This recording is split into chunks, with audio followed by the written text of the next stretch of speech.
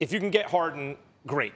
I would not move Ben Simmons. I probably would test the waters to see what I could get for Embiid because I bet you it would be a haul. First of all, here's the deal. Here's the deal.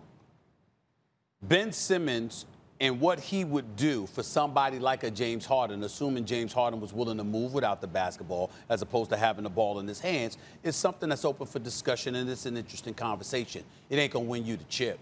That's the bottom line. When you talk about Harden with a big man, the quality of a Joel Embiid, a healthy Joel Embiid, you're talking chip. At least getting to the finals. This is what we're talking about here. I'm tired of people not appreciating the greatness of James Harden. It ain't just one-on-one basketball. His ability to get to the free throw line, to draw fouls, to dance on you, to create his own shot, to hit from three, to hit mid-range shots, to finish at the basket. This brother is a magician on the offensive side of the ball. He's an absolute scoring machine, okay? If you give him guys around him, that, especially somebody like Embiid that can ball, especially some defenders, it works. Now, remember, Ben Simmons' new contract starts this coming season. He's going to be making $29 million this season. Goes up to 31, 33, and beyond. Harden's at $38 million. If you're the Houston Rockets, yes, you don't want Russell Westbrook with Ben Simmons because, I got news for you. I don't give a damn how much Ben Simmons practices. I don't give a damn how much he improves. He'll never be able to shoot like James Harden.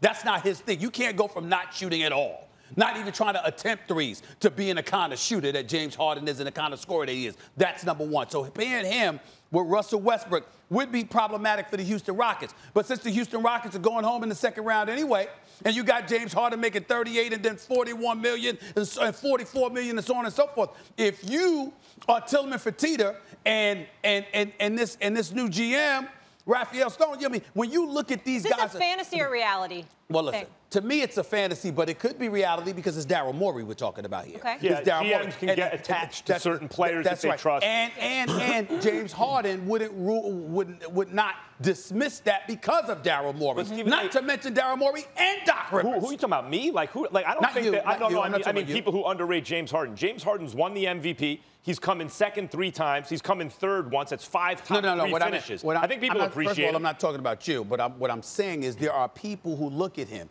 and say how he scores and the fact that he needs to dribble so much and he engages in isolation play that you'll never win the championship with him. I don't agree with that. I think that if you got the right coaching, you got the right system, you got a couple of the right players around him, I definitely think that James Harden can win the chip for you. I agree. I think this brother's a scoring machine. Much like I get on Carson Wentz, although Harden's playing at a much higher level. I get on Harden in the playoffs because he's one of the best who ever did it.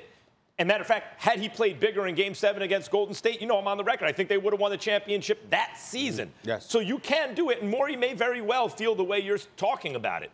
But if he can't acquire Harden, he has a great foundation to work with. He has 2 young, if they're not superstars, they're the next things to it. They're in their prime.